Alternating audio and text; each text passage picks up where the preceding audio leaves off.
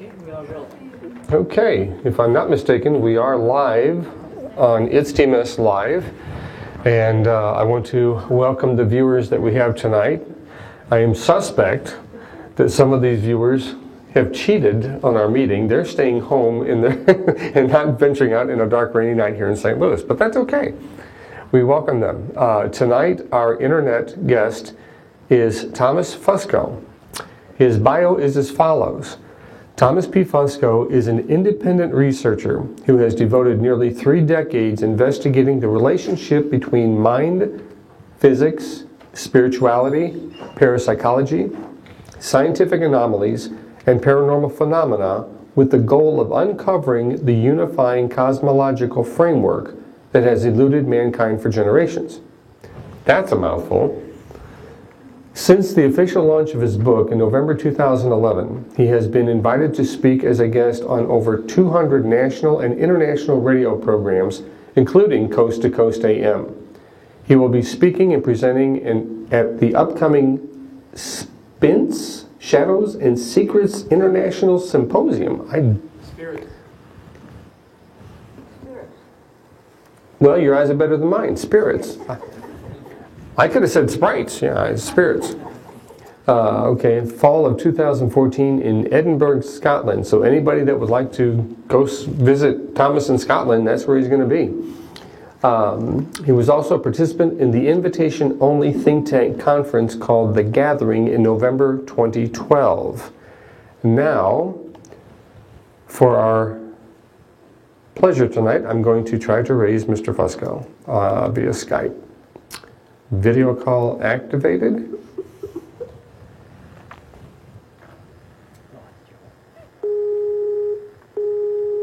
Well, that's a good sign.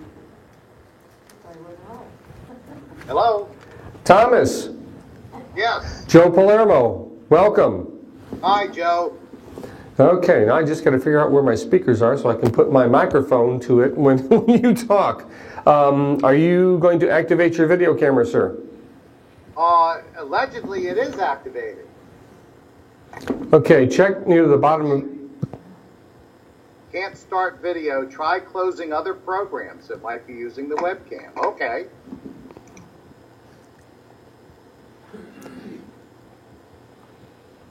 It just always takes a little bit to get this thing going. That's all right.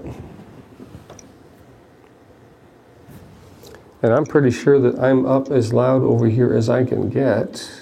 Yes, I am.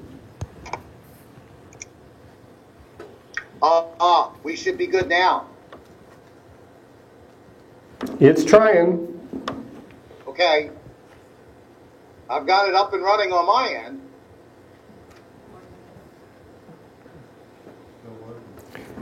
It's a spinning and a trying. Can you see me on your end? I can see your end fine, and I see the, the little insert in the lower right where it's showing my camera image. So on this end, everything seems to work right. Okay, well, I'll tell you what. Let me close out on this end, and you try calling me this time. Maybe that'll be the difference. All right.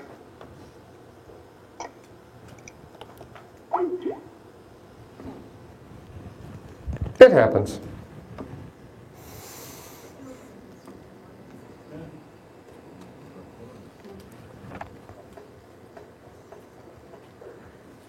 And I ask our viewers at home to stand by and be patient. You know, internet technology is still evolving and developing as we have experienced. Alrighty, answer with video. There you are. Better living through modern technology. Very good. How are you doing tonight, sir? Very good, thanks. Yourself? Well, there are some of us that are present and accounted for, anyway. We're very excited tonight to have you with us, and thank you for graciously agreeing to talk with the UFO Paranormal Study Group of Greater St. Louis. Give us a quick brief on what has been going on with you since you started putting the book out there. When you and I were talking, it seems to be taking off rather quickly. Well, I've been doing a lot of radio interviews. And I've been invited to a couple of different events, in-person events. But primarily I've been promoting on the radio. And so that's been going very well. I've had quite a few appearances and got a lot of people out there very interested in my work. As well they should be. Give me just one quick second. Can everybody hear this okay? Okay, good. Try what side? Try this side. On the side? Oh, okay. Okay, Thomas, give us just a couple more syllables, would you? Sure. How does that sound? Did that help? Okay. Okay, now I know where the speaker is on my laptop, so I think everybody will be able to hear you better. Yeah. Can everybody hear me? Everybody seems to be able. Are you okay, Spence, over there? Okay. All right, good. Then we're good to go. Are you teamed up with other scientists in your endeavor to begin researching the paranormal with a scientific method? Well, at the moment, I do have a collaboration with a gentleman named David Roundtree. We've been talking quite a bit about where to proceed from where we are, because as I may have explained before, David Roundtree has conducted some very, very interesting experiments in the paranormal phenomenon. He has quite an extensive background in science and electrical engineering, which is a very good combination. And my part of it is the theoretical end. I came up with the theoretical model that actually predicted some of the experimental results that he's gotten. So we understand that we have the materials between us to quite possibly submit the first scientific paper to the mainstream scientific community on paranormal phenomena. But other than that, that's kind of where we're in. It's I've only been public, so to speak, for a little over a year, and these things do take time. This is true. This is true, and I was able to listen to the panel discussion with yourself and Mr. Roundtree, and there was a third party, I believe, on KGR Radio that one evening. There was a third person that was with you guys, but... Oh, Dr. Rourke. Yes, Dr. Rourke. Yes. Yeah, he has actually a closer relationship with David Roundtree than myself, and he's done quite a bit of work in the paranormal as well. But I haven't really worked with him and actually haven't talked to him very much other than that one interview that evening. Okay. It seemed to me the answers and suggestions that the three of you were making on that program, you've got quite a powerhouse nucleus for a team going there. So that's I find that quite impressive, which is part of the reason I got a hold of you to visit with us and share some of your knowledge and interest in doing this. We're going to start off with some of those points of interest that you and I were talking about, and I'm going to hand it over to our editor of our newsletter, The Enigma. This is Kelly Ross that's going to answer the first question. Hi, Thomas.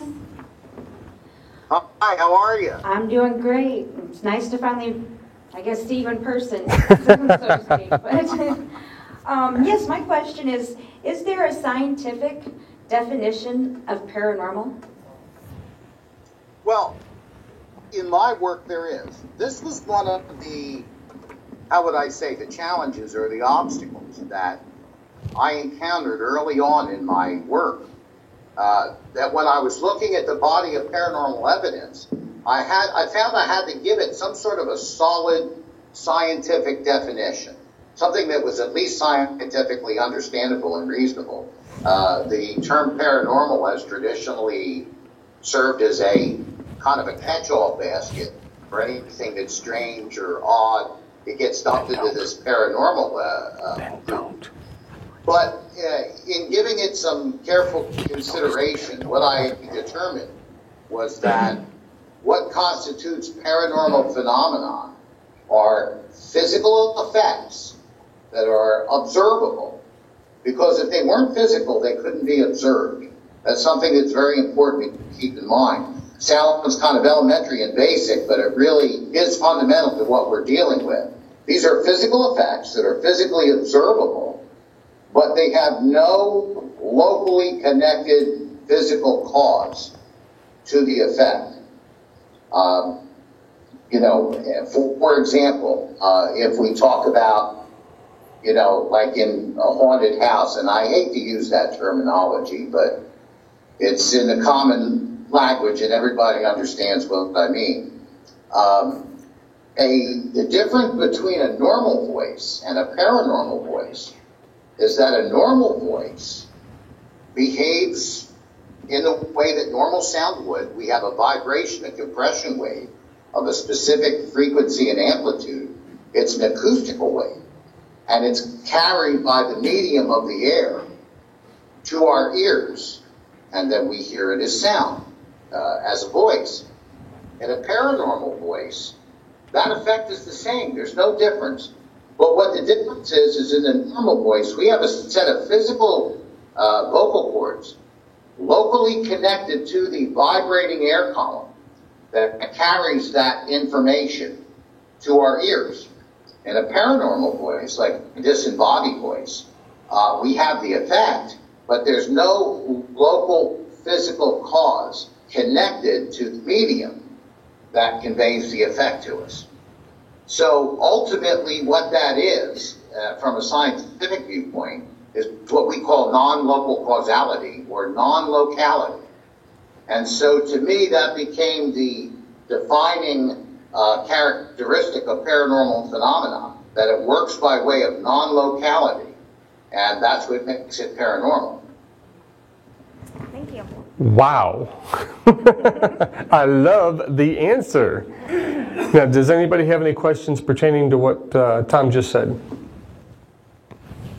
Okay, I get to play Donahue now. Excuse me one second. I have to move myself around the room here a little bit to get to our next question. I hope. While you're doing that, Joe, is that according to that definition, something, let's say, like Bigfoot, which is in cryptozoology, would not be classified as a paranormal event because there's an actual physical body that is the cause of what we're observing. Right. Good point. Excuse me. Yeah. For a second, I'm sorry. Go ahead, catch that. Happens to me at home all the time. I'm on an interview right now. Believe it or not, this happens on regular TV show sets. They're in the middle of shooting and, Yeah, I'm actually on an interview. I'm ready. Ross's phone would ring on set on Friends, and it's like, that's all right, not a problem. You're a popular guy, Tom. Okay, here's Andy with the next question. Hello, how are you this evening? You can take the microphone.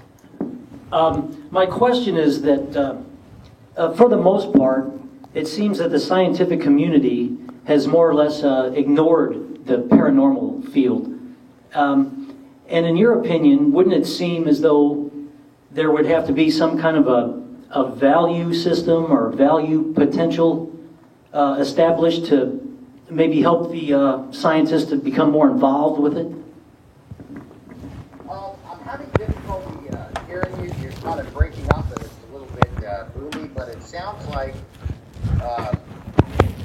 what you're asking me about is what we need to do, or... Yeah. Tom, the question was one of what the scientific community forever has chosen to ignore the paranormal field. What would impress the scientific community with the paranormal field to get in? Does it need to have, what kind of value might it need to offer to them to get them more involved? Well, certainly one of the aspects of that is to come up with a working theory that is scientifically relevant. And this is what my work has provided for the first time. That way, it's something where we can say, look, these are the observations that are being reported, but this is the possible physics behind it. It's not just all this woo-woo and hocus pocus and, you know, based on people's imaginations or interpretations of what they see or anything like that. We need to give it a theoretical foundation that this is the mechanics behind this is the mechanics behind that. And so that's one important step. Second important step is for paranormal investigative teams to come together with a common approach that is scientifically relevant. You hear a lot of paranormal teams talk about doing scientific research, quote unquote, and I know I catch a little heat sometimes for saying it this condescendingly, but, you know, running around a house at night with an EMF meter is not conducting science. No more than a tourist running around the countryside with a highly sophisticated digital movie camera is conducting science. You're gathering information, but that's not science. That's only a piece of it. What we need to do is to have motivated parties, people who are actually motivated by the advancement of understanding of what this phenomena is, who start to learn how to conduct scientifically meaningful experiments, how to actually set up a controlled laboratory environment on site. And so when you're getting information, it becomes meaningful, and then it's repeatable.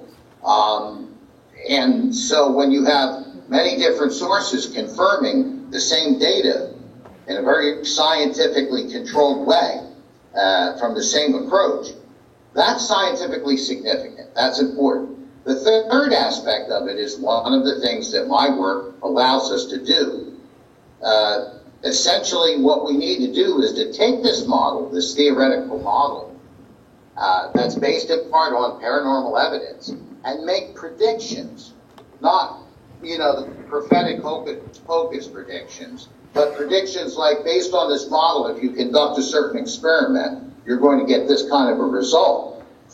And to show that those predictions actually result in more accurate answers that are experimentally testable than some of the concepts that are now prevalent in mainstream physics. When you put that together, it's kind of what I say, rather than calling the, you know, science into the alternate genre court and say, would you please come and play with us? You know, where they really have no motivation or gain to do so.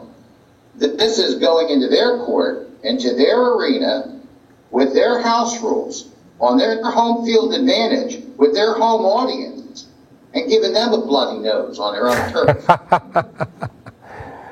Well put. You know, that's something that is not so easy to ignore. This is true. Okay, let's do. I don't mean to put you on the spot here, but I'm going to. This camera went on, man. I do radio interviews normally. I don't do TV. You look marvelous. Okay, what? Oh, okay. We have the other question. You're going to come around here? Okay, good. We have the other question here for you. Hang on. I was going to give you a scenario, but we'll do this question first. This is Ray. What do you say, Tom? Oh, very good, Ray. How you doing? Pretty good, buddy. Good. What is the supergeometric bending of space, and what does it have to do with paranormal investigation? Yeah, that's a very fundamental part of my work. And what I need to do is just kind of back up on that just a little bit and give a little bit of background on this. Clearly, our current scientific models don't explain to us what I call paranormal mechanics. And yet these things happen within our physical universe, which means that they have to conform to the laws and principles that govern a greater universe in which they're a component. So what we come up with then, to make a long story short, is that we first have to understand something fundamental about the universe before we begin to address these other questions. And for me, that fundamental understanding boiled down to the idea of information, or what I call supergeometry. This is a mainstream concept in physics today, the idea of information being fundamental to all the forms and structures in the universe. So much so that we today have an extension to the traditional conservation laws. We all heard in school matter and energy can neither be created nor destroyed. Those are the conservation laws. But today we also say that the information from which matter and energy is assembled itself can neither be created nor destroyed. This is a very important principle. So that leads me, or it led me to finally come up with what I believe the fundamental paradigm of the universe is.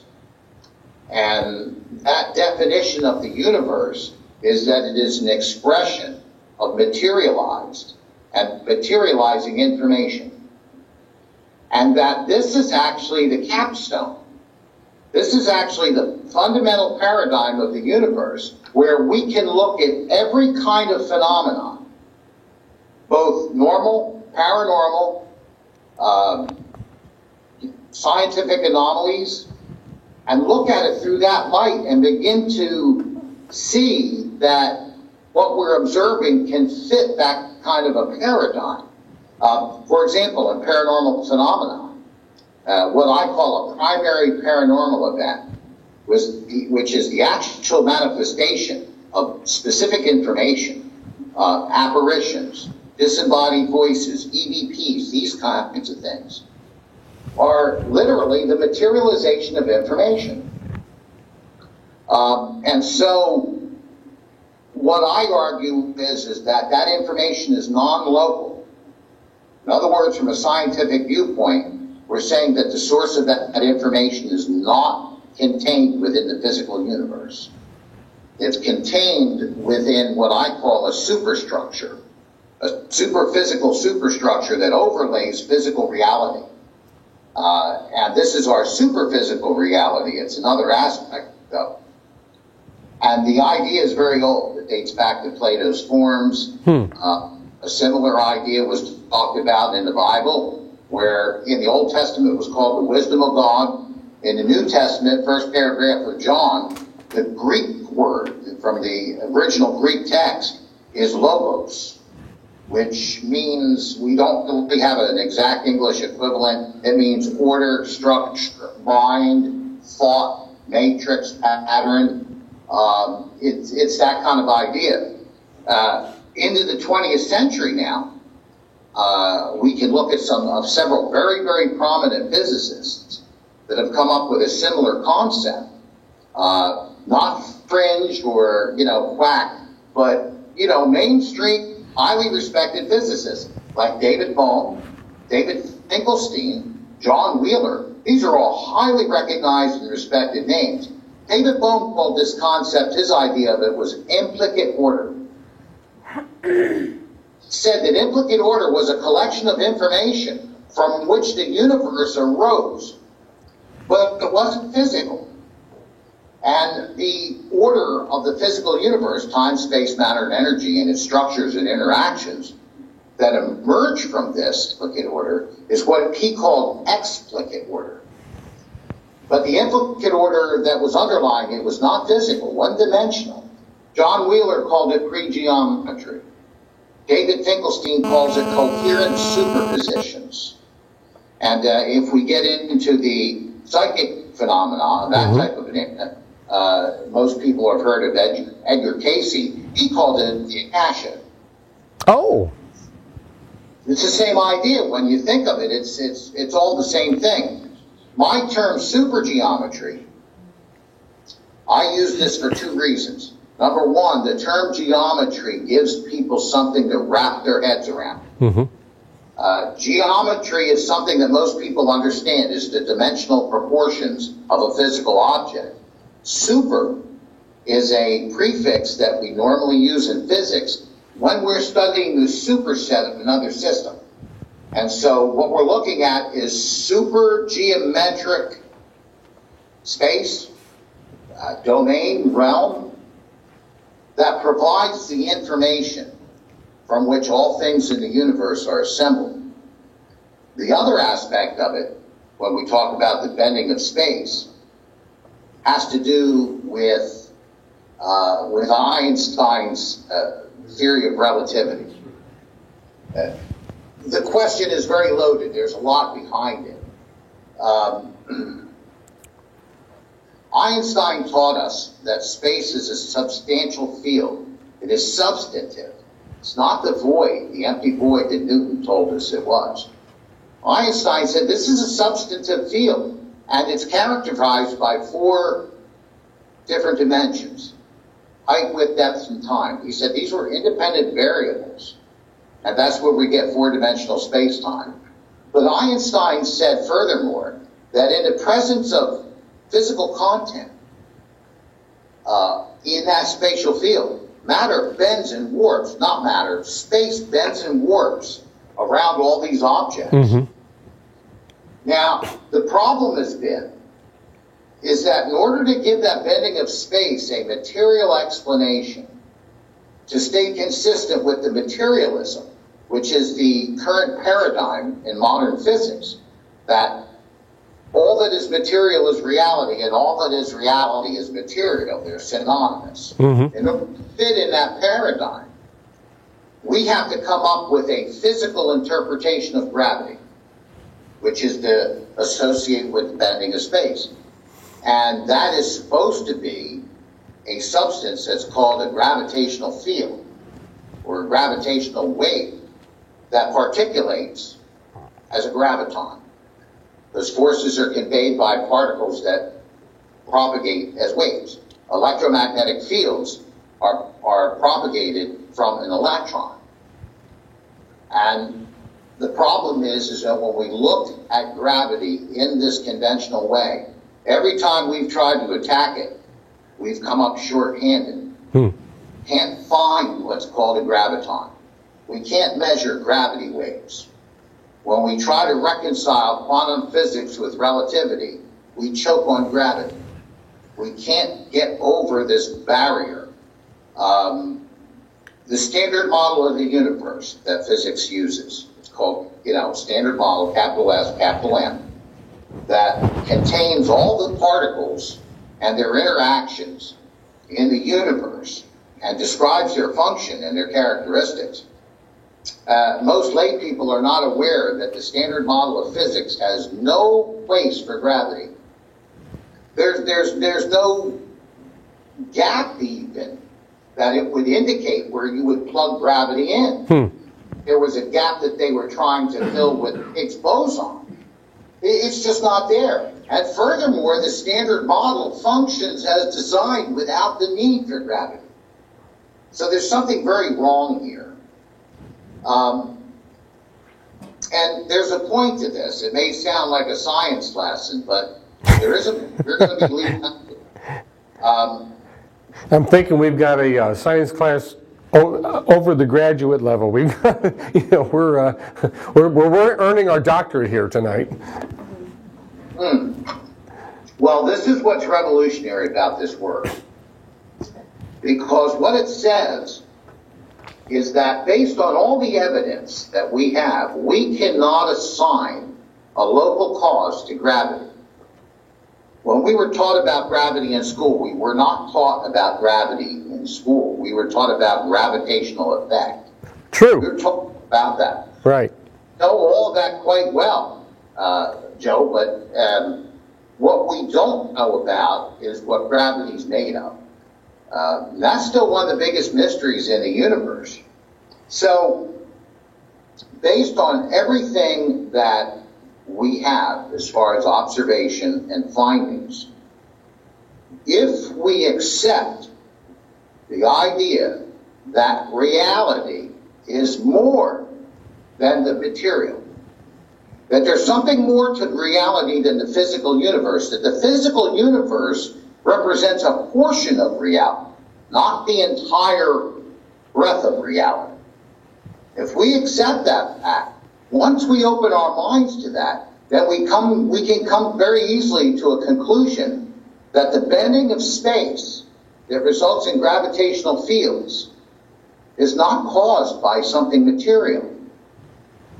It's happening from outside of space-time, actually almost pushing down into our particular dimensional space, almost like something would be pushing down on a rubber membrane to create a depression in the fabric. This is consistent with Theodore Kalusa's concepts. He was working with Einstein on Einstein's unified field theory, which he was never quite able to work out. The problem that Einstein choked on was gravity, that he couldn't express gravity mathematically within 4 dimensions, height, width, depth, and time. Kalusa, who was working with him to try to come up with an answer, one day just came up with this idea and said, hey, let's assign a 5th coordinate. Let's just add a 5th element into this equation. It's not physical. It's not within the realm of space and time. We don't even know what it is. It's a mathematical hypothetical coordinate. But let's try it. Let's put that in the equation. And so Kalusa, being a very good mathematician, inserted it into the formulas the way it needed to be done, worked Einstein's equations. Right at the very end, he subtracted that hypothetical out. So all he would have left was a definition of space-time. And lo and behold, he was the only human being that ever balanced Einstein's equations using a coordinate that existed outside of space-time. Later on in his career, Kalusa came to believe that the effect of gravity was non-local, that it was not dependent on physical matter to form. Although the bending of space is always associated, for the most part, with physical objects. So this leaves us with a model, and this is what's very exciting. It leaves us with a model where we can kind of stand back and look at things in a different way. We've looked at gravity from a conventional point of view for over 100 years, and it hasn't yielded its secrets to that conventional view. So I believe it's not that we need to discover the next particle. It's that the whole concept is wrong. So according to my model, what we have, rather than a physical object bending its surrounding space,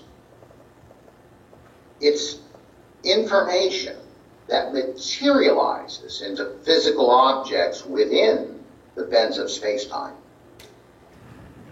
It's what I relate to, a model I use is like making a meatball. Think about making a meatball. And about the meat that you're packing together as the raw materials of the universe that are coming together and forming, let's say, a planet, like the planet Earth or the moon or maybe the sun even.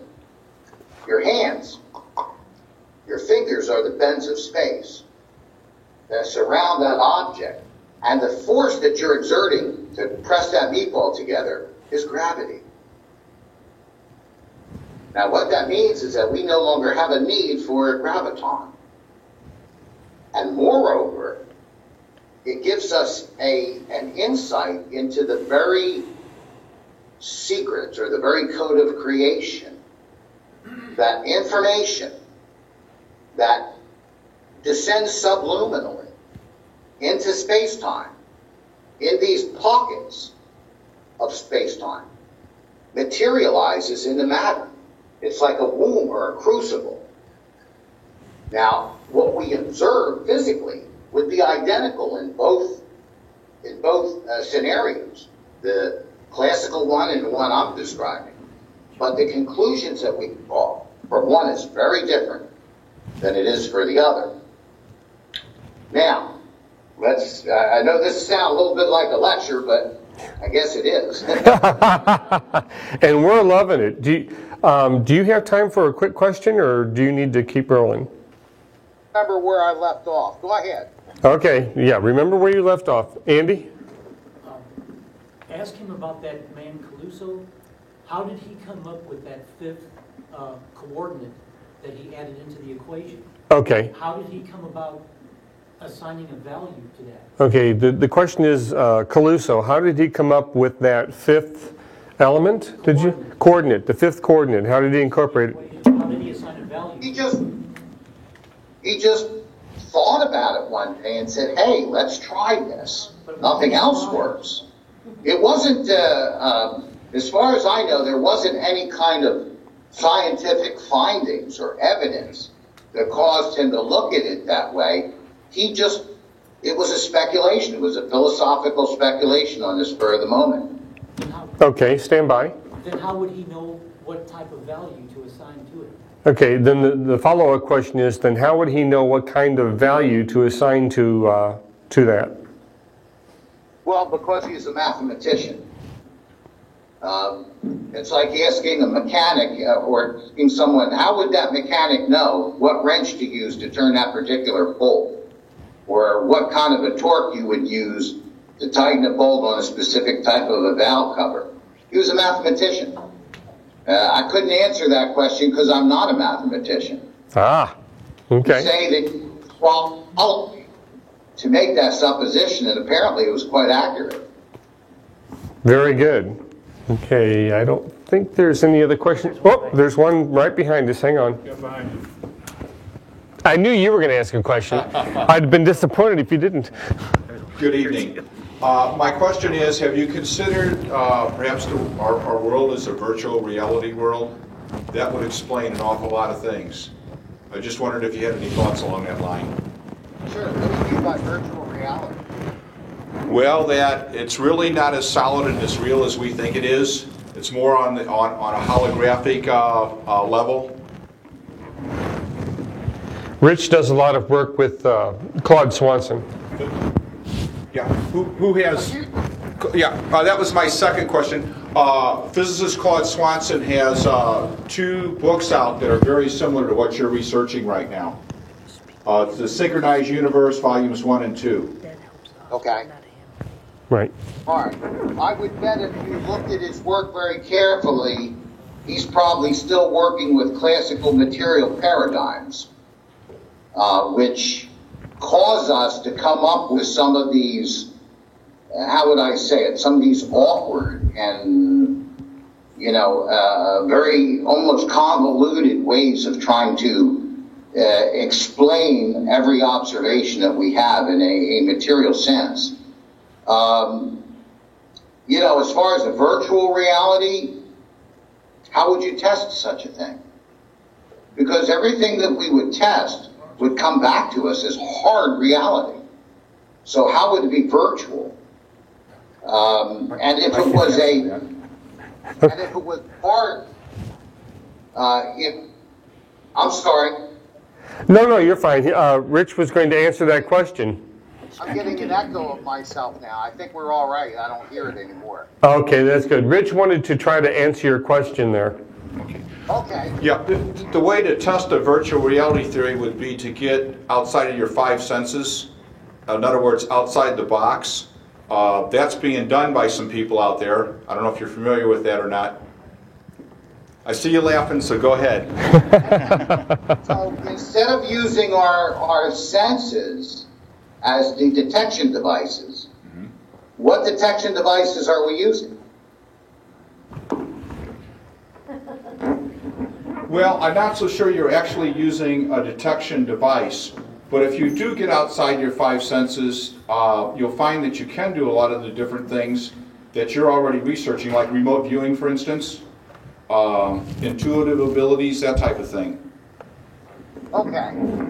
All right. Because, understand, again, I'm looking, you have to realize that based on my work, the vast majority of faulty paradigms and faulty ideas are the result of loose thinking and loose reasoning. And this is what I mean. I don't mean non-intelligent, you know. I don't mean that. I just mean loose data. For example, when you said the words outside of your five senses, well, the senses that we have are detectors. They actually measure and detect, you know, aspects of reality. So if we go outside of those five senses, that means that the implication is that we're looking for some sort of a sensory input outside of the five senses. You know, let's say, for example, you're talking about something like remote viewing. All right? It's not something that is sensed. You're absolutely right. But the information is being recorded and received by the physical brain. What's virtual about that? That's real. It's a real organ. Stand by. I would agree with that, but I guess my point is that you're picking up the information and not using your five regular senses or normal senses that you would. I guess that was my point. The same with intuitive ability. I understand. Yeah. Okay. I think what threw this all off is the word virtual. Okay. That's a philosophical and a metaphysical statement that has no scientific foundation, but as sure as hell sounds great. And it sure as hell sounds like something tangible to the public in general who use computers and deal in virtual stuff. And boy, that idea can sure sell books. I'm serious. Mm-hmm. You know, I mean, talk about they give you an example about this guy, you know, everybody's seen him, the Oriental professor, Dr. Kaku, who talks about dinosaurs living on another frequency parallel to us. Bananas. But the public eats it alive. It's quite a meal ticket. It represents a continuous revenue stream for him to spew that garbage. Okay, which this all dovetails quite nicely into the next question that you had on your page. Thanks, Rich. Yay, Rich, thanks for bringing it up, dude. I don't guarantee that my answers are going to be popular or that will please anyone. No, this is a study group, man. That's But we. they are entertaining. But they are entertaining. Yes, says Andy. We try to entertain a little bit. You're doing a wonderful job.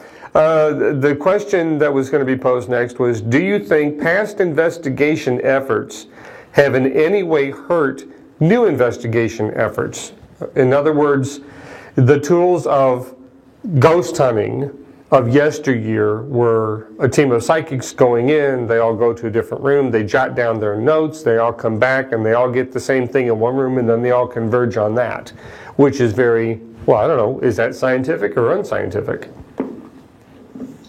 Well, the problem is with that is that we don't have anything that's objectively measurable. See, this is what is important with scientific instruments. They operate within a very limited parameter. And they operate according to very specific principles by which they're assembled.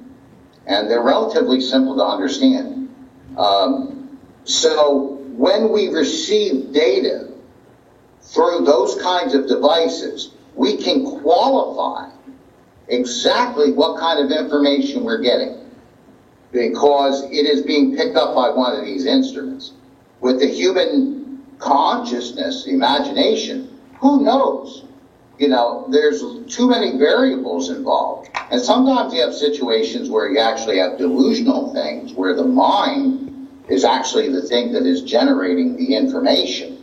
Well, I was just watching something on TV earlier tonight where it talked about these these cults, several cults that committed mass suicide because they believed that they were in communication with extraterrestrials mentally. How do you verify that? So that old technique, however stimulating it might be and exciting and thrilling that it might be, doesn't give us any answers to what's going on. I mean, if there was a murder scene, a crime, somebody got murdered, and you happen to talk to the criminal on the phone and start having regular conversations, how do you feel, what's the weather like where you are, this and that, it's not going to tell you anything about how he committed the crime. It's not going to tell you anything about the physics or the forensics of the crime at all. So even though somebody might be genuinely communicating with some sort of intelligence, it doesn't help us scientifically. I completely understand that. Then what will? Okay, well, hang on. Okay, the next question is coming from a young man named Adnan. Hey Thomas, I just have a quick question, and I'm gonna let it be after that. Well, since we're talking about investigating certain things and scientific proof, how does one objectively see a certain thing when it's in the box without getting outside of it? Meaning, like, how do you see the forest from the trees when you're inside it? You kind of have to step outside of it to see the forest. Do you see what I'm trying to get at? Well, I in part because I only heard what you were saying in part. He only heard part of what. Okay, when you talk, you have to get down on the microphone, guys. No, it's on this here. Thomas, can you hear me better? Oh, yeah. Okay, great, there you go. I was just basically saying, how can you study something objectively without stepping outside the box? It's kind of the not seeing the forest from the trees analogy. Wouldn't you have to be able to step outside of it in order to objectively study something? For example, the study of the brain, we're studying it but using our brains, so it's not quite objective as we think. I don't know whether the word objective is the right thing for that. I mean, the question itself is kind of subjective. Yes, and you are talking in this study of the brain about a component of reality studying itself, which is, I think we're the only assemblage of matter that actually does such a thing. But when you talk about stepping outside the box, see, that's kind of a philosophical statement. We have to give that some kind of a scientific equivalent. I mean, what are we talking about? What are the common misconceptions that many people use, even physicists get tied up into it, that leads them down wrong paths, is to somehow see what's the reality within themselves as different and distinct from reality outside of themselves. Somehow they think that what's between these ears becomes the standard by which reality can be measured. The reality of it, the truth of it is that what's here is part of all this. There really isn't that much of a distinction. And this certainly isn't the ruler by which everything gets measured. It's part of reality, and it behaves in a certain way. So perhaps when you're talking about thinking outside the box, if we were going to relate that to paranormal phenomena, thinking outside of the box, I would say the box are the conventional beliefs that most people carry with them when they go into these investigations and they analyze their data. They're working with lots of preconceptions that skew their understanding of what they're seeing. Give you an example. one of the boxes that we're talking about, investigators see malfunction of electrical equipment at the onset of a paranormal event at the sites of these happenings. And they say, oh, the spirit is draining energy from the batteries in order to physically manifest. Well, that's the box. Let's take a look outside the box, which is actually taking a look in the box and just eliminating the box that's the error. The physics just isn't there. It's based loosely on the idea of Einstein's equation, E equals mc squared, where he demonstrated as to matter and energy are two forms of the same thing that can be converted from one form to the other. But the mistake is that whoever uses that reasoning or used it to come up with this idea that is now so prevalent in the paranormal community forgot to look at the whole equation. You know, we're talking about matter times the speed of light squared. That number is so huge that it takes an incredible amount of energy to make the tiniest materialization of matter. The entire energy output of the sun is not sufficient to reduce it to 1 ounce of matter. Most lay people aren't familiar with that. So, in these scientific investigations, people go in and they see this and they say, oh, the spirit's draining energy because the batteries are malfunctioning. You wouldn't be talking about a small phenomena like that or a cold spot at 20 or 30 degrees. You'd be talking about how many square miles just dropped to absolute zero.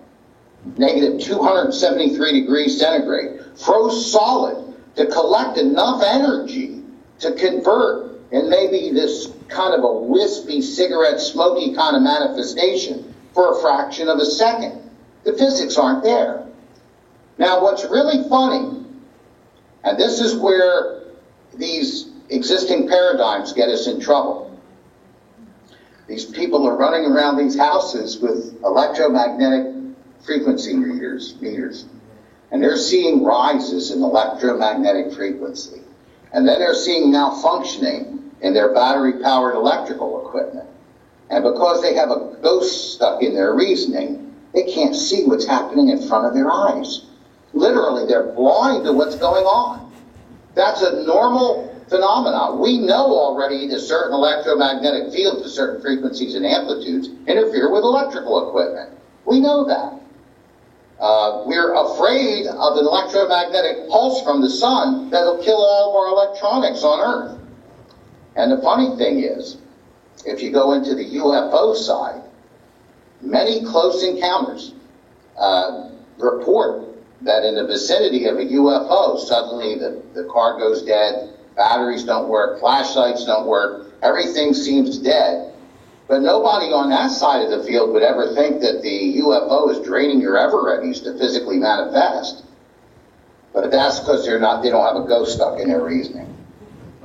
So that's one way of looking. When you say outside the box, what I'm actually saying is look in the box, which is reality defined by scientific principle, and don't make up your own boxes, because those are the ones that you have to break yourself out of. Very excellent point on that. It's interesting, a touche. It's interesting that you brought up that particular phenomenon, Tom, because in a statistical study done by Dr. Mark Rodiger of CUFO, Center for UFO Studies out of Chicago, and this has been many years ago, it turned out I bought his book and did the statistical breakdown, and it turns out that of all the vehicle interference cases, that's what those are referred to, Missouri was number one of all the states that this phenomenon occurred in. So, what kind of phenomenon again? In ufology, it's referred to as, stop pointing, you're distracting me. It's referred to as vehicle interference cases.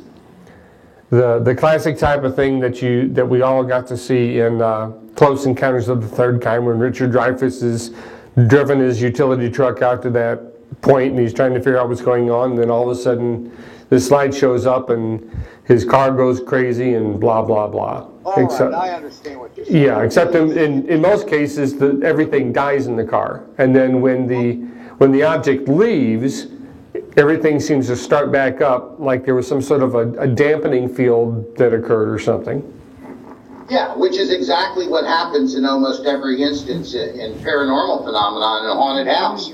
Once they clear this equipment from the event, everything seems to go back to normal, which is another obvious evidence that the batteries are not actually being drained, quote unquote.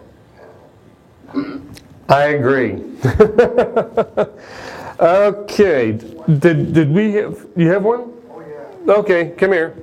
We have another question, sir, just a moment. Okay. Get closer. Yeah, Get closer. yeah. Well, yeah. Dr. Fusco, it's a pleasure to meet you. My name is Scott Couture. I appreciate your point of view. To me, you almost sound like a Thelema. I don't know if you're familiar with the belief system of Thelema. Their motto is the aim of religion by the method of science. I believe that the College of Thelema in Indiana would be more than happy to help you with your studies. And I want to know if you ever read any books by Aleister Crowley. I have not read any of his work. Good stuff. Third parties talking about it. Oh, his book, 8 Lectures on Yoga, that would help you with your ideas on the structure of the universe. And he wrote a little, cute little formula called 0 = 2. You may want to check out. Well, wasn't Aleister Crowley like a mystic? Oh, he was a stone cold sorcerer. He analyzed everything Kabbalistically. He was a great skeptic and a scientist as well. Okay. Well, I'm not a skeptic of science. Oh, and you should be.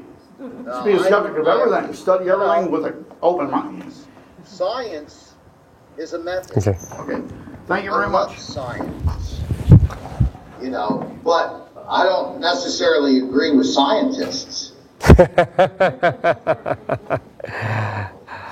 But some people are skeptic of science because it has the potential to destroy whatever it is that they believe in.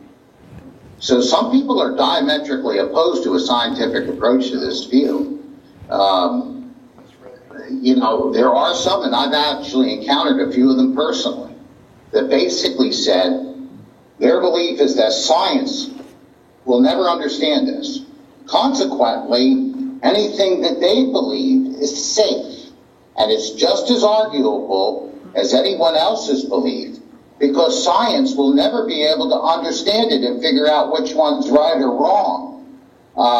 So within the paranormal community, even in the UFO community, Bigfoot community, there are those who are enemies of science, not because they don't believe in science, but because the threat the science represents. And that's just a crying shame.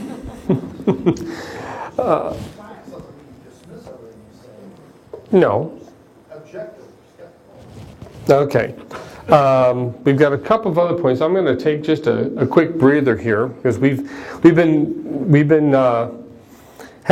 discussing some pretty heavy stuff here. So I'm going to give our brains a break.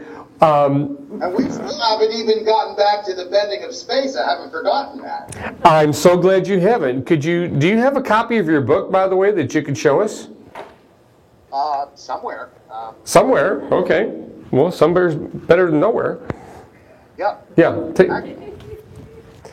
I don't have one handy because I'm in another room, but you can see this at www.cosmicveil.com, spelled V-E-I-L.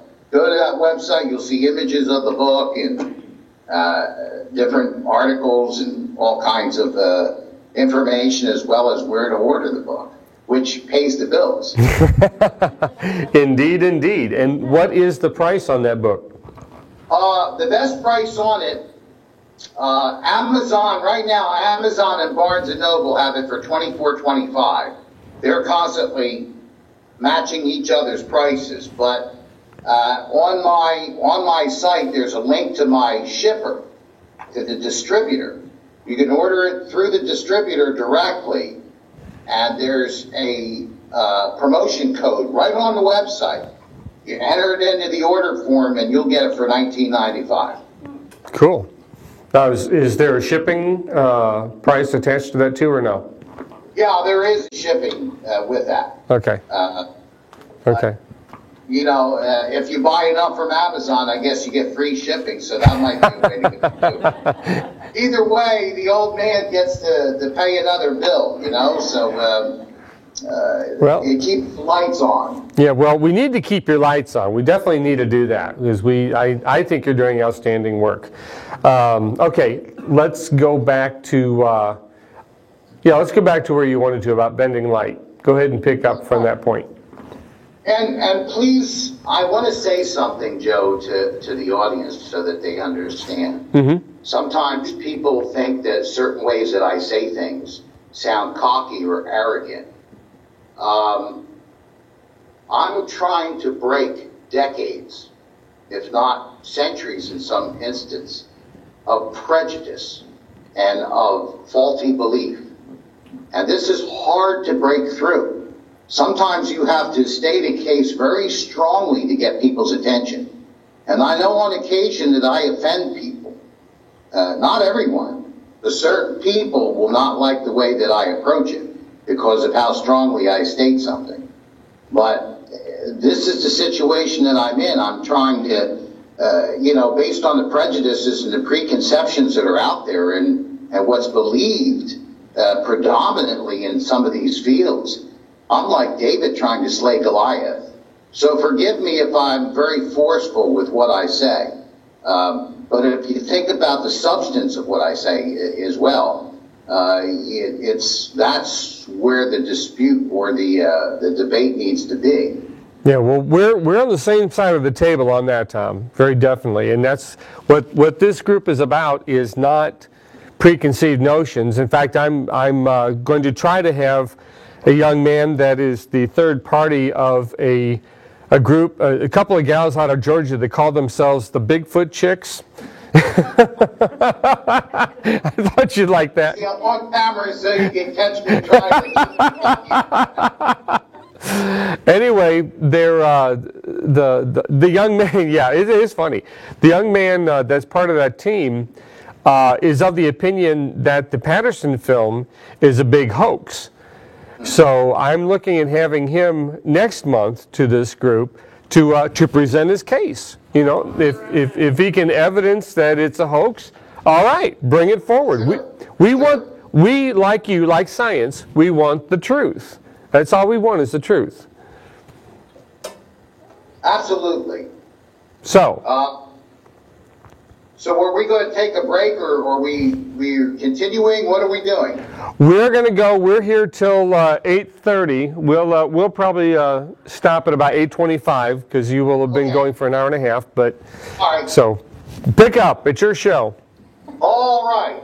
Well, we were talking earlier about the superphysical bending of space, or the supergeometrical bending of space. That the bends of space, the pockets of space-time, which also produce the effect known as gravity, are actually the environment in which information materializes in the physical objects. It's the exact opposite of what classical physics says. So, when we think about materialization of information, and we look at all observations that we have in the universe, we come up with two categories of events, of observations, where we see the materialization, the spontaneous materialization of information. One of them is quantum physics. The other one is paranormal phenomena.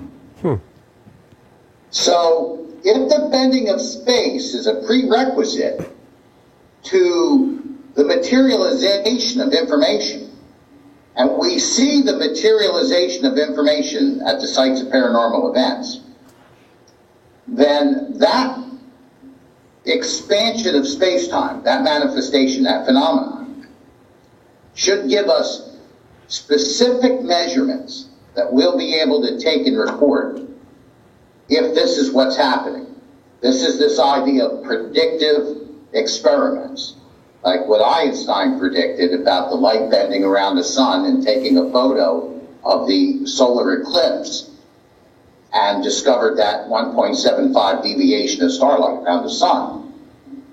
So, let's imagine a bubble of space-time opening up within a haunted house. Again, I hate to use that term, but we all know what it means. Sure. Where you have a room. Now, the bending of space, if it's going to happen here, it's not happening in the vacuum of the cosmos. It's happening in a room where we have what Einstein called physical content. And so the most common physical content in the room is obviously going to be the air, the atmosphere, gases. They're made of molecules, atoms, the whole 9 yards. So imagine we have a bubble of space-time expanding in the presence of the surrounding physical content. Something like what I talk about, imagine an inner tube. The surface of an inner tube, rubber inner tube, as the fabric of space-time, and it has a weakness in it, a damage spot. So when you blow it up with air, you get a big balloon come out. Or blowing up a balloon and inflating it, creating a bubble. So imagine this goes on in a room where we're seeing paranormal events. What we would see when this bubble expanded, space surrounding it would be contorted and twisted and crushed. We know that. It's been demonstrated over and over with experiments from Einstein's relativistic model. But in the house, we've got physical content. We've got air molecules and atoms occupying that crushed part of space. So when that occurs, what happens is that excites the atoms in those gases, and in turn that excites the electrons in those atoms. And when that happens, the electrons jump up into higher orbits around the nucleus. Atoms have valences, where around their nucleus there's certain bands of energy that electrons can occupy. And electrons move spontaneously from one valence to the other without covering the space in between. It doesn't travel like this. It disappears here and reappears there.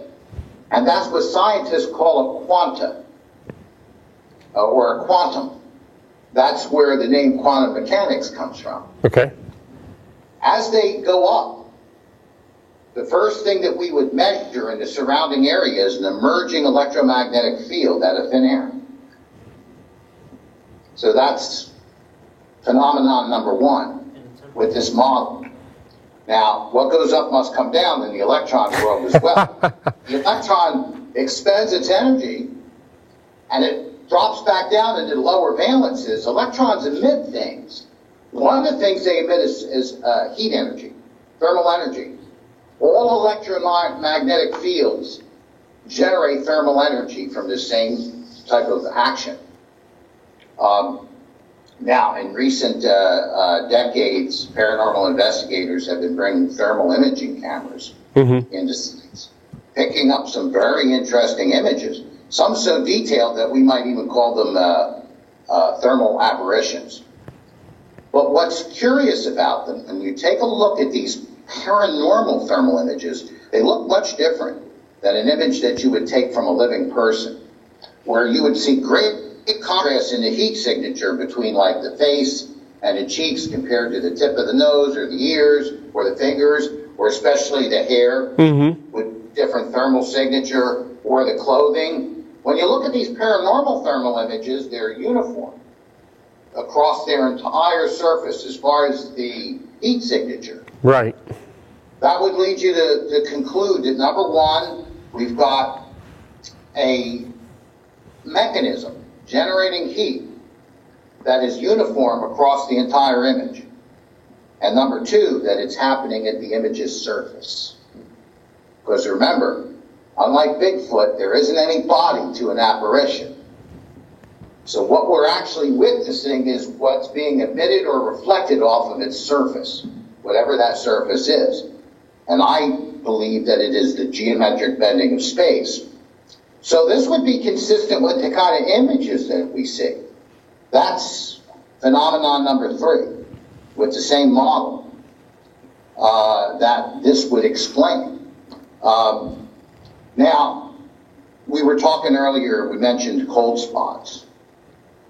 Oh, by the way, if you've been following me visually, all you paranormal investigators, if you've been following me visually, here we have a globe, a sphere of expanded space-time, jacketed in an electromagnetic field and emitting photons, because that's another thing that electrons emit when they drop back into these valences.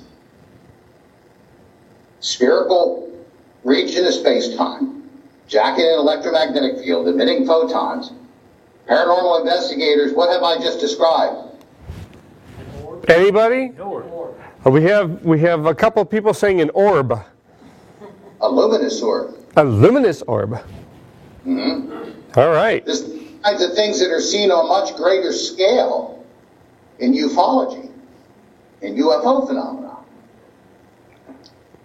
So, if we expand this bubble fast enough, it will create a vacuum inside. It'll be partially void of the physical content, the air. Now remember that the air contains barometric pressure, and it also contains heat energy. So we would predict that there would be an area where there was a drop in barometric pressure, a drop in temperature. We'd have a cold spot. And if we have a drop in barometric pressure and that expansion is dramatic enough and quick enough so that it overcomes the tendency of equilibrium for the outside to flow into the inside and, create an equilibrium. If it happens faster than that, you're going to have an inrush of air from the area of high pressure outside to the area of low pressure inside. What does that give us? It's a mystery breeze where there's no doors and windows open. And the $64,000 question is, what is it? What is what?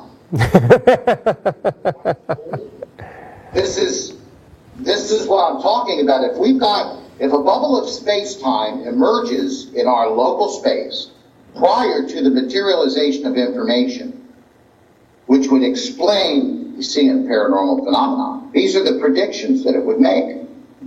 These are the things that this kind of a phenomenon would cause. Now, if we've got an expanding bubble, we're bending space. What did Einstein teach us? That gravity is always associated with the bending of space.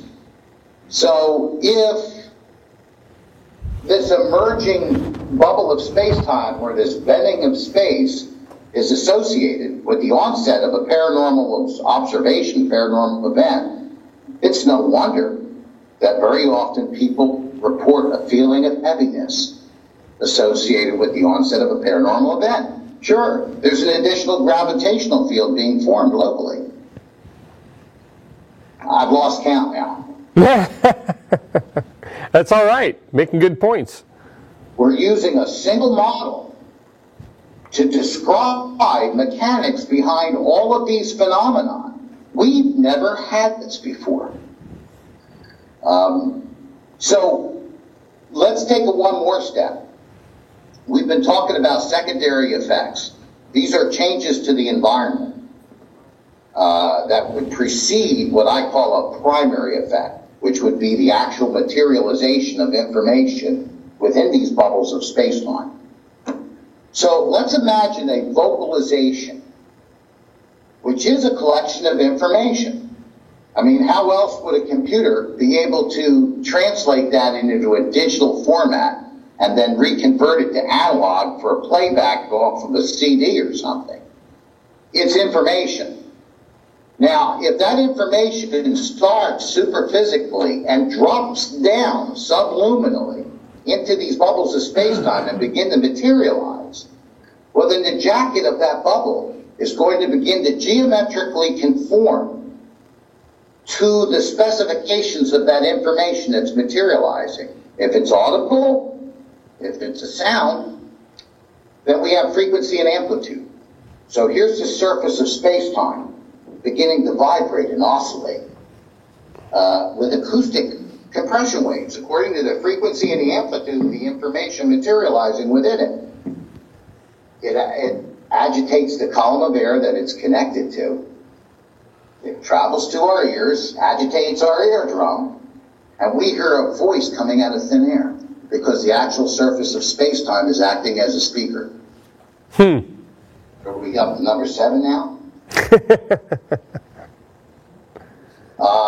If it happens at a lower frequency, or I should say frequency, let me correct myself, at a lower energy level, remember, we may not be able to generate an acoustical compression wave, but our bubble is space-time and is jacketed with an electromagnetic field. And so that begins to oscillate with an electromagnetic compression wave. Broadcasts or propagates into space. We don't need the air now, because it's an electromagnetic wave. It reaches a dynamic microphone. Dynamic microphone has an acoustic diaphragm connected to a copper coil that passes through a magnet. Diaphragm is agitated by the acoustic waves. Coil moves in and out of the magnet and creates the compression wave that the device translates into an audible voice. Well, in this model, this electromagnetic compression wave bypasses the acoustic diaphragm, doesn't even affect it, induces itself directly on the coil. It doesn't move it through the magnet because it's not being aggravated by the acoustic diaphragm. Induces itself directly on the coil. That compression wave gets sent into the device, it gets translated into sound by the device, and we play it back, and we hear a voice being played back where no one had heard it acoustically. That's an EVP. I have a question. Okay. Not Yeah. running out of time, but there's a lot more. I'm going to take a breather for a second here and let you guys talk. Yeah, that's good because we have a question. Hang on. Okay, Adnan. Since you know the game plan. Whoops. Hey Thomas, this is Edmund again. Hey, how you doing? I thought you were going to leave it alone. Yeah, that's all right. I have a question based on what you were just saying.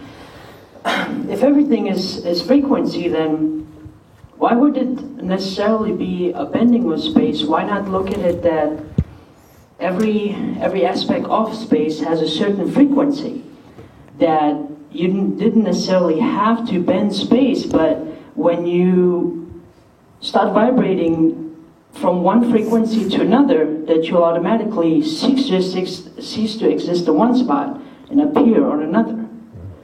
Since we're speaking about frequency, because by default I would think that's what would be happening. Going from, if you know how vibration B is, and you're at vibration A, just start vibrating at vibration B, so you'll cease to exist at A and appear at B. So it wouldn't necessarily be bending space, you just, changing frequencies. I understand what you're saying, and that kind of a function could occur too. But let me ask you a question. Come here. All right? You're not If done. we have something like an apparition, which is a materialization of something physical, because it's reflecting light that we can see. And we know as a scientific fact that all material objects are surrounded by bent space. And before that apparition emerged in that location, the space was flat, relatively speaking. And now something's materializing, the space is bending. How do we explain that bending of space then? Well, I would think if you would change the frequencies, wouldn't you have to create some kind of neutral point wherein you can reappear in order not to disturb the other frequencies around? What you're saying doesn't make any sense. Well, in other words, it sounds kind of, sort of like it makes sense. Okay. What I'm saying is, to us, it may appear that that space is being bent, but wouldn't you think that it could be a neutral point, kind of as a protection to all the other existing frequencies in the area, as to not to interfere with them? it doesn't make, what you're saying doesn't make any sense from a scientific viewpoint. It may make sense from a metaphysical or a philosophical viewpoint, but it doesn't make any scientific sense. We have verified for decades, for a century, that space has been around all material objects. And again, the experiments that have been done with traveling light waves and other frequencies around these bends, and that their behavior perfectly is predicted mathematically and observationally based on the theory that's derived from Einstein's relativity. Space does bend around physical objects. So if you were to dispute that, you're going to have to go and dispute Einstein's relativity, say Einstein was wrong, and reverse and refute 100 years of scientific findings. Good luck. Well, I'm not taking that position. well, I'm just saying, didn't you just say we need to, you were kind of trying to break that, that stigma that people have of just, being in the box? I would think that would be one way of, looking at things differently, not necessarily being outside of it. Oh, yeah. I mean, I understand what you're saying, but, there's certain parameters. And again, forgive me for saying this, but sometimes these things come off the top of my head. If you're looking for an alternative fuel and you believe that a car will run on something other than gasoline, that doesn't necessarily mean that shoving mud down the gas tank is going to make it run. There has to be something very specific that conforms to the physics of the way the engine is constructed. Just because we say, well, we believe something different can take place, that way, we can put in there, who knows, anything. A gorilla we could stuff down there in front. This is like I heard David Wilcox make a little speech one time that I had to walk out on. Where he said, we've been able to reproduce DNA in a test tube. Therefore, the conclusion is that aliens engineered us. Okay, my watch stopped. That must mean that it's time for Howdy Doody. There's no connection. There's no connection. So you have to make those logical connections, and you cannot simply ignore physics. And this is where we've run into problems consistently in this field. People have said, well, science doesn't have the answer. Ergo, I'm justified in believing anything that sort of sounds like it's logical. And I'm justified in believing that because science doesn't have the answer. Loose thinking. Loose thinking. I could not agree more, Tom. We've got just a few more minutes left. Let's talk about a logical... What? Oh, Adnan says thank you for the answers that you gave him. Oh, you're quite welcome. This is it's like when we grow up and we're young.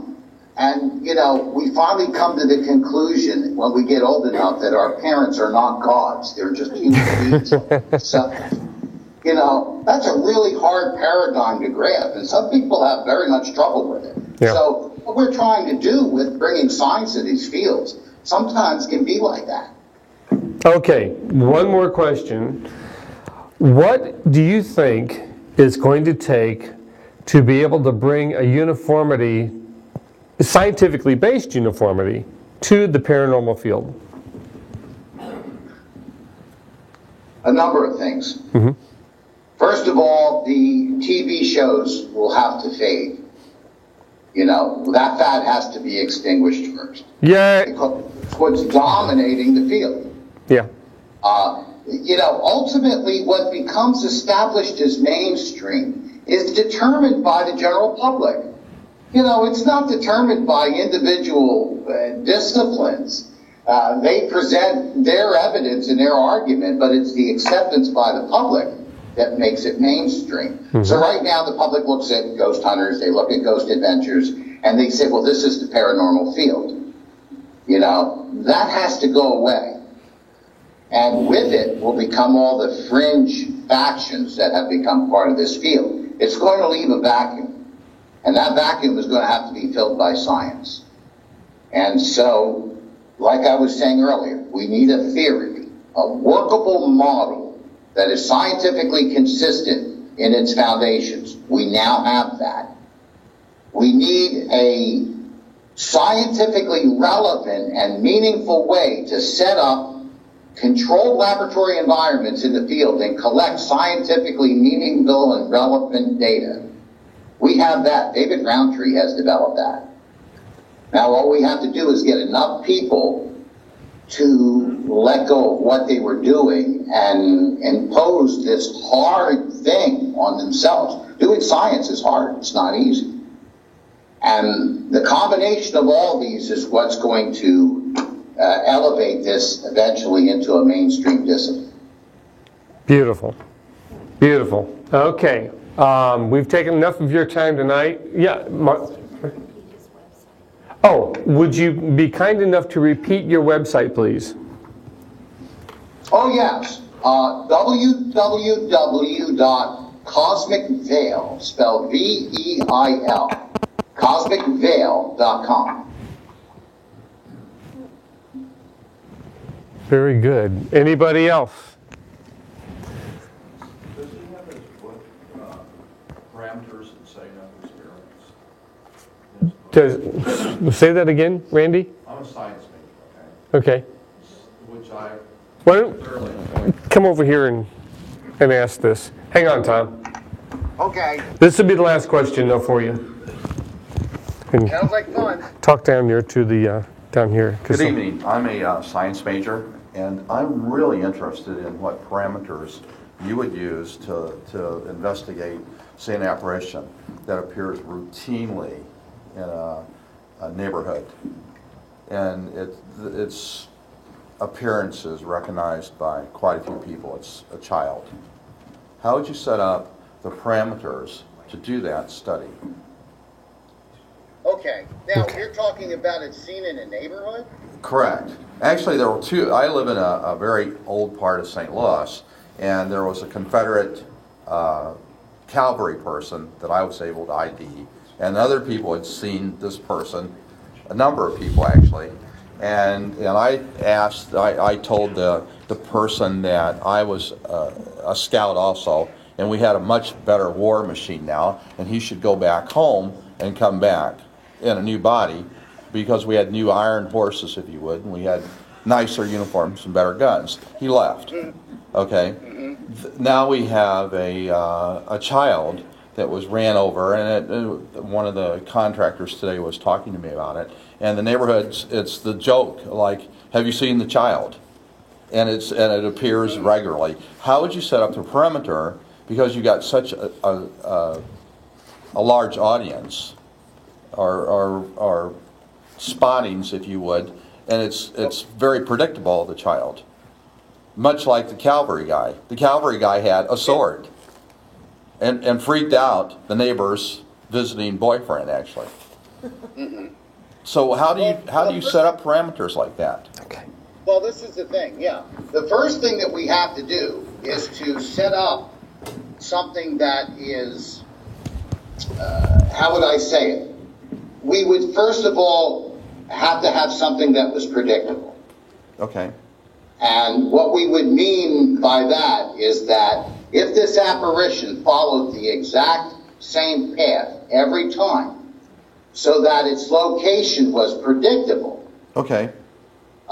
then that would be the first criteria. Now, I don't mean predictable by saying, well, gee, at 7 o'clock tonight, the apparition of Joe is going to show up. That's not what I mean. I mean predictable to the extent that if you're an astrophysicist and you want to study solar flares, you focus your instruments at the sun. Correct. And eventually you're going to see a solar flare. You can't predict when, but you're going to see it. So that would be one step, the first step. It has to be at a scale where we can measure and confine that predictable location with the instrumentation that we're using. Visual? So for example, if the location is 80 feet away and we can't get closer to it, that's not going to be a practical object of study. Next, we need an area that has the minimal amount of interference possible. If we're right next to a highway, if the white lady walks by the sidewalk next to the highway all the time with cars buzzing around, that isn't going to work for us either. This is why we shoot satellites into space, so we can use telescopes that are outside of the static of the atmosphere, so to speak. So all of these things have to be taken into consideration, and once we have a relatively stable environment, then we can take controls. Okay. We can make controlled measurements Okay. of the environment on a couple of different, with a couple of different instrumentations. We're also looking at barometric pressure to set a control of what's happening at that location from a barometer point of view, electromagnetic, radio waves. We're looking at thermal settings. Okay. We're also looking at things like ions. I mean, this is what we're into. We're testing. Roundtree and myself, we're talking about testing things beyond what normal investigators do. So once we have a base established, next we need a piece of equipment that is going to tell us, specifically where an event is occurring within the test environment. Okay. So, for example, if the test environment was a 20 by 20 room, we have to know specifically what the emergence point is. Okay. It's not good enough to say, well, it happened in the room. We have to know where the emergence point is, because that paranormal phenomenon is coming from a specific emergent point, from a specific location in the room. In order to do that, Roundtree has developed a device called the EMF quadrilator, which is 4 sensors that he can set up a grid. And then we have of electromagnetic fluctuations in like the 5 hertz range, not the radio waves. That's that spirit box stuff. That's another thing altogether. Where he's getting, barometric pressure drops, changes in temperature, readings of ionic activity, actual gravitational fields emerging, and time distortions. Roundtree has this. Did you say that David Roundtree has this? Oh yeah, he's got the equipment. He developed the EMF quadrilator.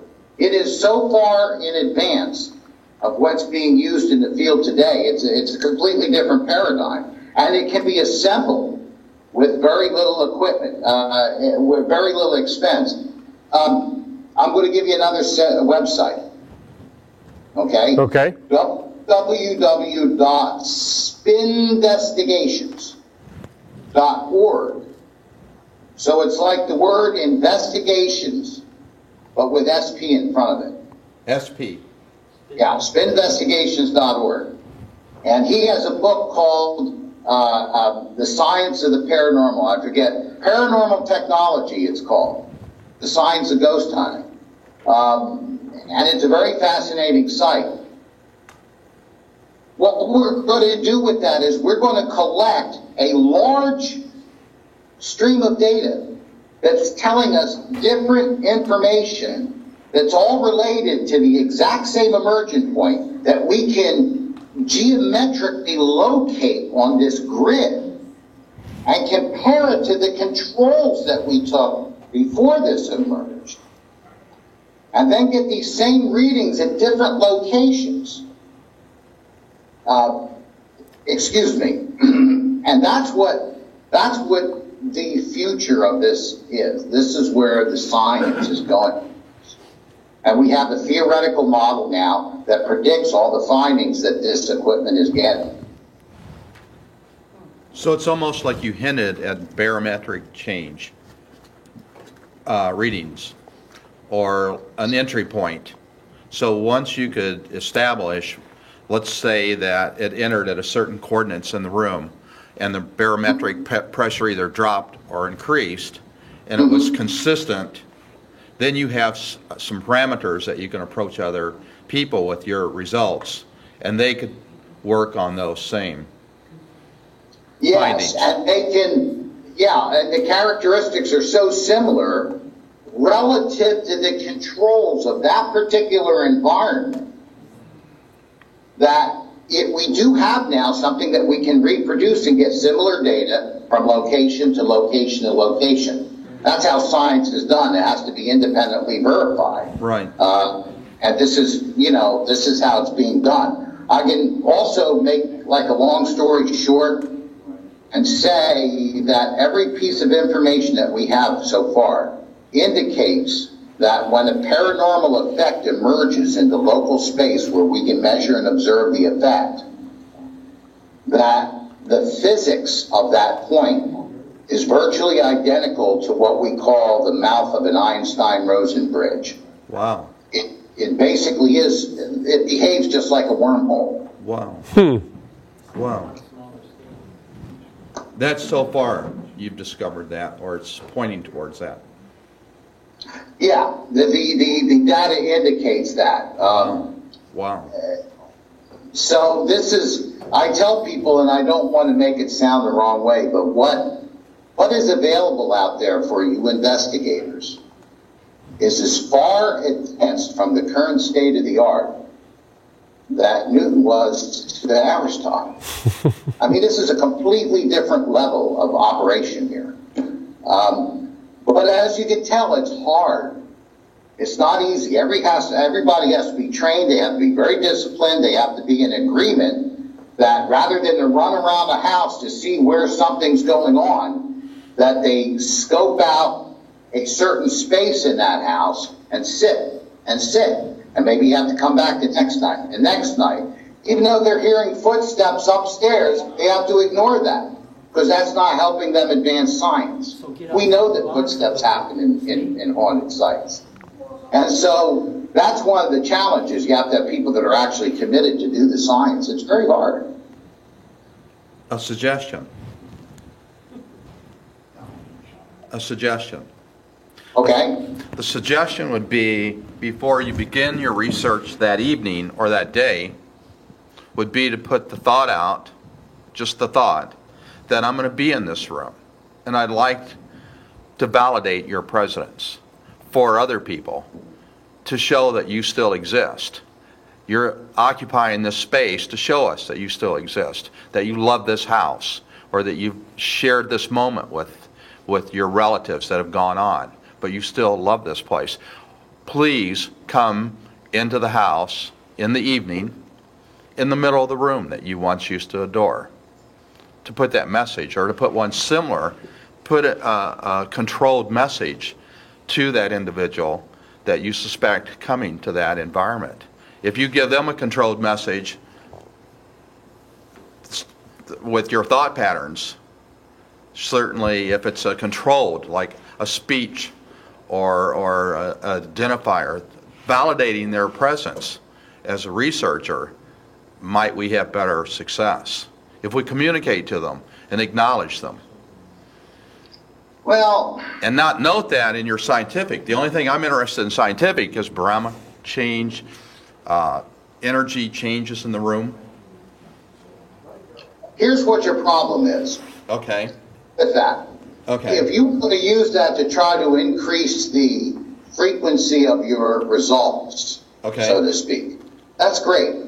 But the second you mention that in any kind of association with a scientific finding, all the scientists are going to run for the door like they're in a nightclub on fire. You know, if you want to do that or bring a psychic in to see if you can induce these phenomena more frequently or more intensely, great. Don't tell anybody. Let the instruments speak for themselves. Because ultimately what we're going to find is that whether you can have it occur 3 times a night in that experimental environment or once every 2 weeks, the results are going to be the same. Okay. That's all that's going to matter. Okay. Very good. Okay. On that note, Thomas, thank you very much. We went over a little bit. We thoroughly enjoyed your presentation. We hope you enjoyed your time with us. Does he think the cosmic veil will ever be lifted? I'm not going to ask any more questions. We got 20 minutes to get out of here. Thank you, Tom. Thank you. And count us in as a support group. You know, whatever, if you think of anything the UFO study group could do for you, you know, keep in touch, let us know. And you and I are going to be talking anyway. Yeah, whoever is left at A is not throwing rotten tomatoes, or B is not in a fetal position. Very good, sir. Thank you. And for all those who tuned in to It's DMS Live tonight, thank you and good night. We'll see you next month.